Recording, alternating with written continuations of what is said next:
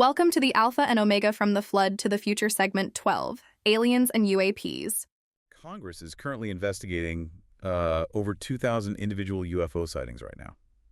Which is just a staggering number to think about. It really is. I Yeah. mean, you have military pilots capturing this crazy infrared video of crafts that literally defy our known laws of physics. Right, the thing's moving at completely impossible speeds. Exactly. But what if, and just bear with me here, what if the things we're seeing in our skies aren't from another galaxy, but, from another dimension? Oh, wow. And what if they aren't extraterrestrial at all, but, well, demonic? I mean, that completely flips the board on how we view the universe. You go from looking for this massive scientific breakthrough to realizing you might be staring at a coordinated spiritual deception. Yeah.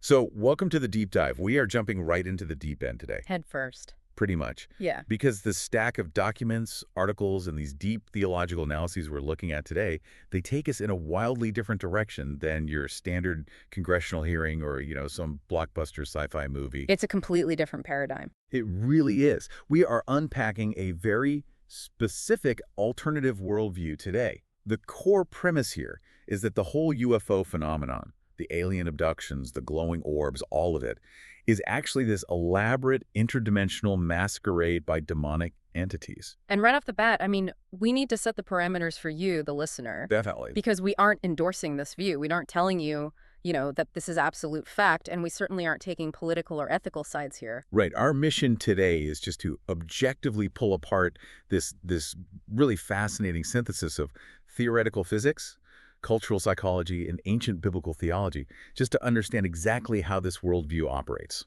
Okay, let's unpack this, because before this framework even gets into what these crafts actually are, it aggressively dismantles the idea that they're, biological beings flying here in actual metal spaceships. Yeah, it starts with a really hard line on origins. It's exactly. The foundational argument here is just a complete rejection of macroevolution. In this view, Earth isn't just a random rock where some primordial soup eventually turned into scientists, Right. It's uniquely and specifically fine-tuned for complex life. Therefore, even if you, found fossilized microbes on Mars, it wouldn't prove intelligent biological life exists light years away. Exactly. But they don't just stop at the philosophy of it. They lean heavily into the brutal, unforgiving laws of physics. The math. Yeah, the math. The sheer scale of space essentially renders biological interstellar travel a mathematical impossibility. I mean, let's just look at our own local neighborhood, the Milky Way galaxy. Right. It is roughly 100,000 light years across. Which sounds like a neat, tidy number until you actually do the math on what a single light year actually is. Oh, it's mind-boggling. It really is. So the speed of light is about 186,000 miles per second. Per second. Yeah, let's break that down for you. There are 60 seconds in a minute, 60 minutes in an hour, 24 hours in a day, 365 days in a year. It adds up fast. It really does. Yeah. That comes out to 31,536,000 seconds in a single year. Wow. Now, multiply that by 186,000 miles, and 1 light year is nearly 6 trillion miles. And our galaxy is 100,000 of those across. Yeah. So even if an alien civilization could somehow build a spacecraft that travels at the absolute speed of light, which is a huge if, it would still take them 100,000 years just to cross from one side of our own galaxy to the other. Right, and this is where the logistics become almost, comical. If biological beings are taking a 100,000-year road trip, you're talking about multi-generational ships. Hundreds of generations. Yeah, imagine the brain drain on that. You'd have 4,000 generations born, raised, and trained as elite astrophysicists just to keep the ship's reactor from melting down. Right, just living and dying in a metal tube. Exactly. Only to finally arrive at Earth and, oops, accidentally crash into a cactus in Roswell, New Mexico. I mean, it just doesn't make logical sense. It doesn't. And that is before you even factor in the actual physical hazards of deep space. Like what? Well, space is mostly empty, sure, but it isn't completely empty. There's space dust, micrometeorites. Oh, right. If a ship is moving at even a fraction of the speed of light, hitting a tiny piece of dust like, the size of a grain of sand would release the kinetic energy of a nuclear bomb. Wait, really? Just a grain of sand? Yep.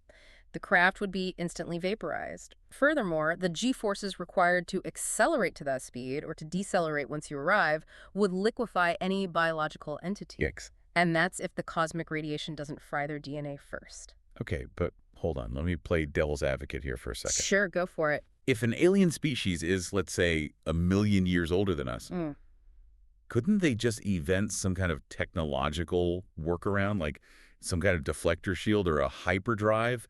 I mean, we didn't have airplanes 150 years ago, and now we're flying stealth bombers. It's totally tempting to think that way, but the argument here points right back to Einstein's theory of relativity. Okay. Technology can manipulate the physical world, but it cannot turn off the fundamental laws of physics. Right. Specifically, the relationship between mass and energy, E equals mc squared. As an object accelerates closer to the speed of light, its relativistic mass actually increases. Wait, let me make sure I'm wrapping my head around this. It's like, okay, if I'm pushing a child in a wagon, it's pretty easy. Right. But if I try to push a freight train, I need exponentially more energy. Are you saying that as the spaceship goes faster, it literally gets heavier? That is exactly how the physics work. As you push closer to light speed, the energy you pump into the engines converts into mass.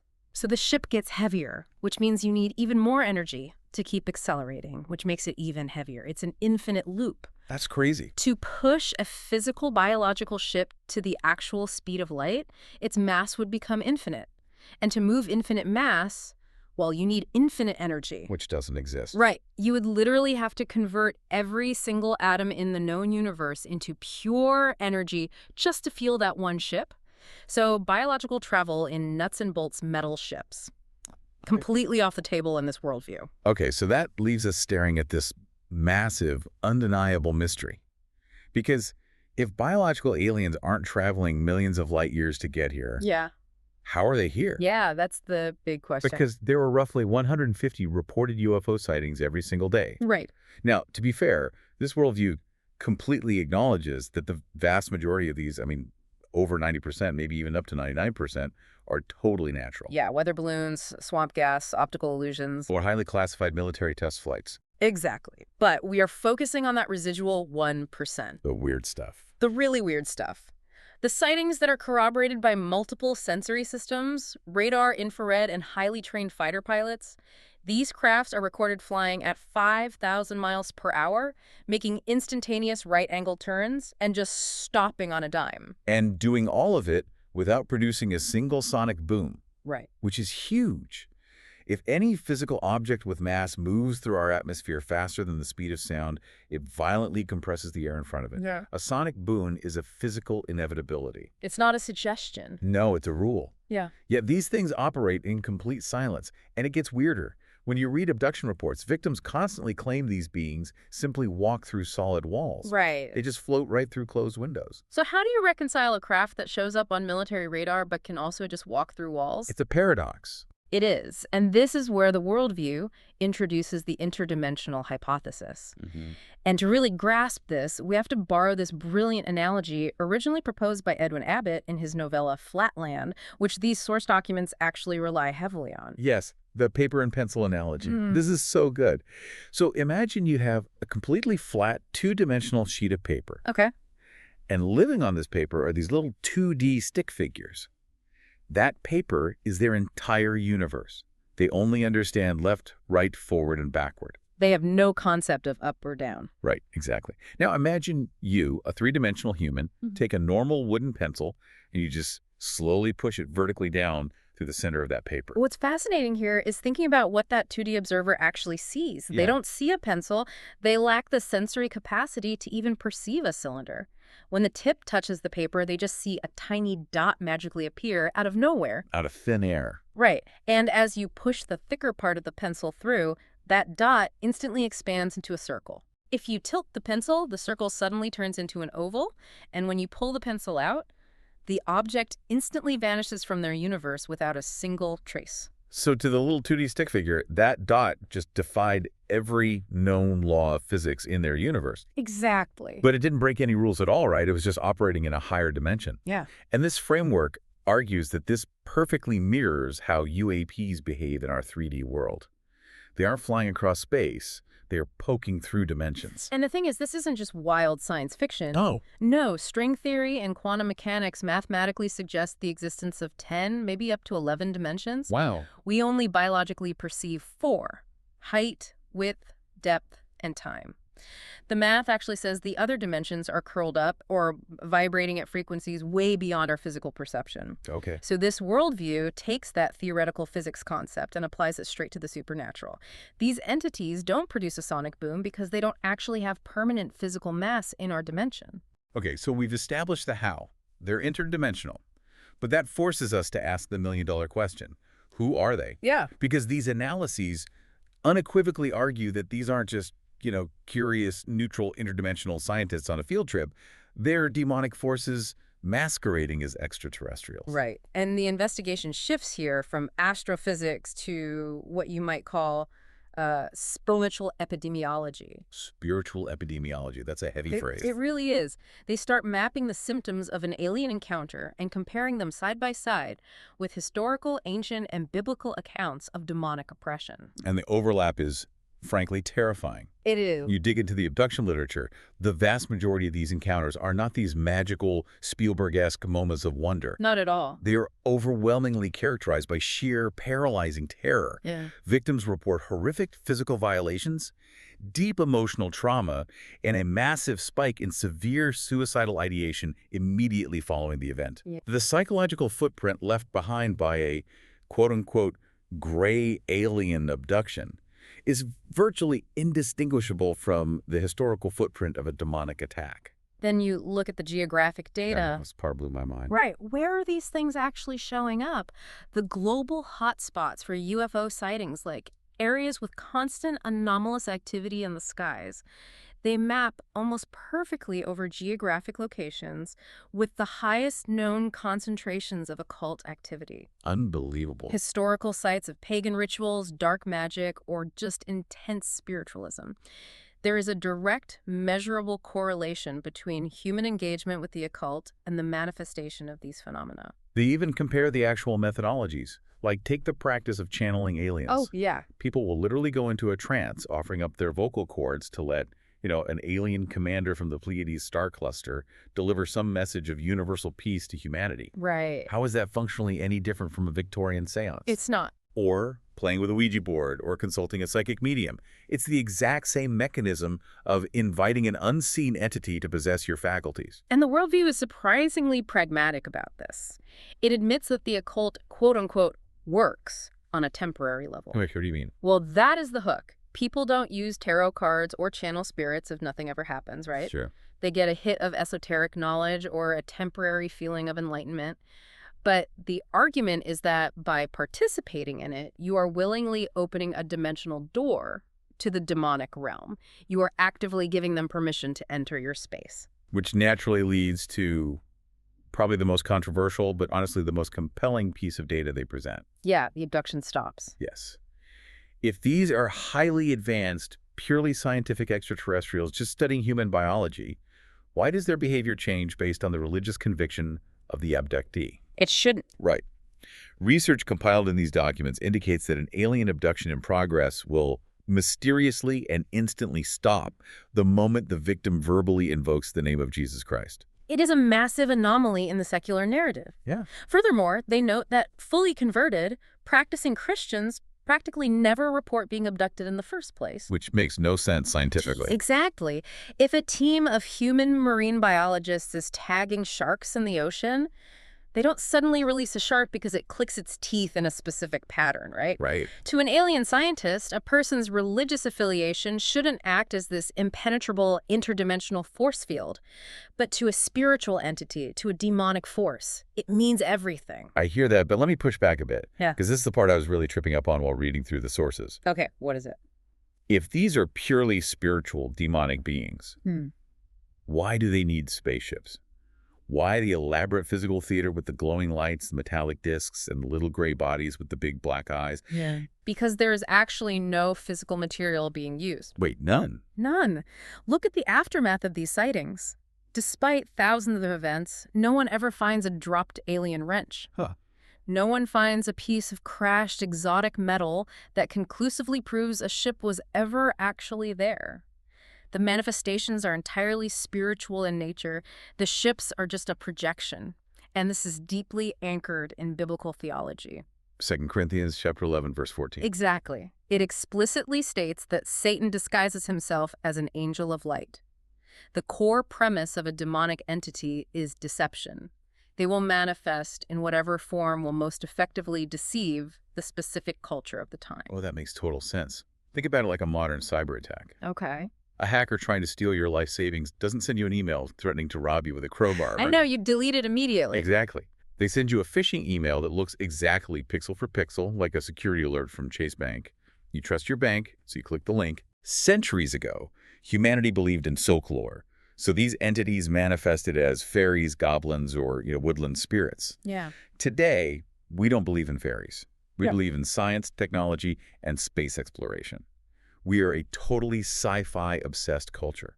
So the most believable, trustworthy disguise like the ultimate phishing email for modern man is an advanced extraterrestrial. That is a perfect analogy. The disguise evolves, but the entity behind it remains exactly the same. Wow. Which brings up the macro-level question here. If this is an elaborate interdimensional phishing scam, what is the ultimate goal? Right. The worldview posits that this is a highly coordinated end times deception aimed at preparing a culturally apathetic world for a profound spiritual shift. And they ground this heavily in ancient texts, right? Starting with Ephesians chapter 6, verse 12. Yeah. Which explicitly says humanity's real battle is not against flesh and blood, so it's not about politics or human wars, but against spiritual forces of evil in the heavenly, or I guess, higher dimensional realms. And you see this dimensional warfare modeled incredibly clearly in the book of Daniel, specifically chapter 10. Oh, the Prince of Persia story. Right. Daniel the prophet has been fasting and praying for an answer from God. Finally, an angel appears to him. But the angel explains that he was dispatched the very first day Daniel prayed, yet it took him 21 days to arrive. Why? Because the angel says he was locked in combat with the Prince of Persia. And just to clarify for everyone listening, he isn't talking about a human prince with a literal sword. No, definitely not. In this theological context, the Prince of Persia is understood to be a high-ranking, territorial, demonic entity, like a spiritual governor. Okay. This text is used to demonstrate that invisible, higher-dimensional battles have a direct, tangible impact on our temporal realm.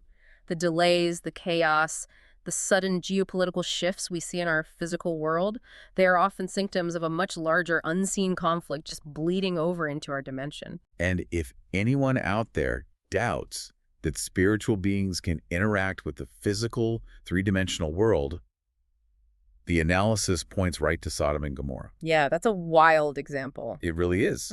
God sends 2 angels into the city, but they don't show up as these translucent, floating ghosts. They appear so densely, physically human that the men of the city literally try to break down a physical door to assault them. Right. The angels literally have to strike the mob with physical blindness just to protect themselves. It completely proves the biblical precedent that interdimensional entities can manifest with physical mass when they choose to interact with us. Yeah. It's why the book of Hebrews warns that you could entertain angels unknowingly. You could be talking to one at a coffee shop and never realize they aren't human. Which takes us to one of the most wild connections in this entire stack of research, Genesis chapter 6. Oh, the Nephilim. Yes, the story of Noah. These documents tie the ancient past directly to modern abduction phenomena. In Genesis 6, it describes the sons of God, which they interpret as fallen angels, demonic entities coming down and mating with the daughters of men, creating the Nephilim. Right. It was a direct spiritual interference with human genetics and reproduction. Now, fast forward to today. Look at the core theme of almost every major alien abduction account. What are the quote-unquote aliens actually doing? Yeah. They aren't asking about our math or our poetry. They are obsessed with human reproduction. They take genetic samples. They perform invasive biological procedures. It's always about the genetics. Always. The argument here is that the days of Noah are repeating. The entities are exactly the same. The genetic obsession is the same. Only the narrative has been rebranded from fallen angels to alien geneticists. So what does this all mean? Like, why the sudden massive explosion of UAP sightings and congressional hearings right now in our lifetime? Well, according to the worldview, it is entirely about filling a cultural void. I mean, look at modern society. We're increasingly secular. Yeah, totally. We have largely rejected traditional Christianity, the documents argue, primarily because humanity wants to avoid answering to a higher moral authority. We essentially want to be our own gods. But throwing out religion doesn't just, turn off human nature. No. We still have this innate, burning desire for cosmic answers. Like, where did we come from? Why are we here? What happens when we die? We are desperate for a savior. We don't want one that tells us to repent. Exactly. And demonic forces recognize that void. They provide the perfect substitute by replacing God with aliens. Wow. Think about what an advanced alien race offers the modern psyche. They're a higher power to look up to. They offer the promise of advanced technology that could, cure diseases or reverse climate change. Right. They offer a utopian vision of universal peace. But crucially, an alien doesn't demand moral accountability. An alien doesn't care about your sins. It's the ultimate spiritual narcotic. And this framework warns that deception just flourishes in apathy. When a culture decides objective truth doesn't matter, they become unbelievably ripe for the picking. They do. And the texts point to specific geopolitical markers indicating we are in the biblical last days.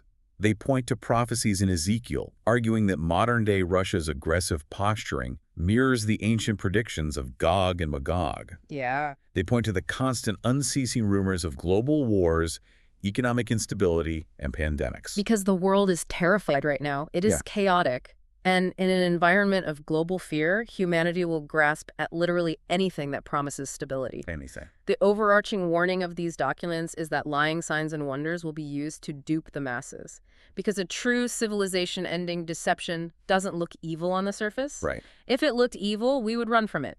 The ultimate deception looks compelling. It looks like a scientific breakthrough. It looks exactly like what we want to see. It really forces you to re-examine the lens through which you consume the news. It does. And regardless of where you stand personally, whether you are, a hardened skeptic who thinks this is all just swamp gas, a firm believer in extraterrestrials, or simply someone fascinated by human psychology and culture, there's tremendous value in understanding this perspective. Absolutely. Watching how ancient texts and complex theology are being actively mapped onto modern congressional hearings about fighter jet radar data, it just reveals how deeply, how desperately humanity searches for meaning in the unknown. We're all just trying to make sense of the shadows moving in the sky. That's beautifully said.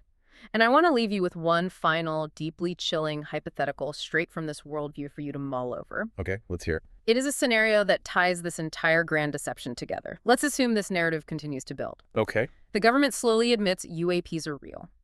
The cultural consensus solidifies that highly advanced aliens are present, watching us and maybe even guiding our evolution. The stage is fully set. Right.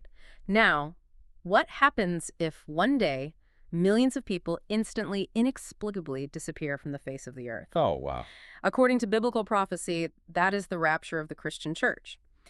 But if the world has already been thoroughly conditioned to believe in omnipotent extraterrestrials, will the masses recognize the disappearance as a divine biblical event? Probably not. Or will some global leader step up to a podium, look into the cameras, and say, "Do not panic, we told you the aliens were real, and they have just removed the evolutionary roadblocks from our planet"? Wow. That completely reframes everything. It gives a functional, tactical reason for the entire UFO phenomenon to even exist in the first place. It really makes you look at that unpredictable night sky a little differently, doesn't it? Yeah. Thank you for joining us on this deep dive. Keep your eyes open, keep asking hard questions, and never stop examining the information around you. Thank you for joining us for Segment 12, Aliens and UAPs.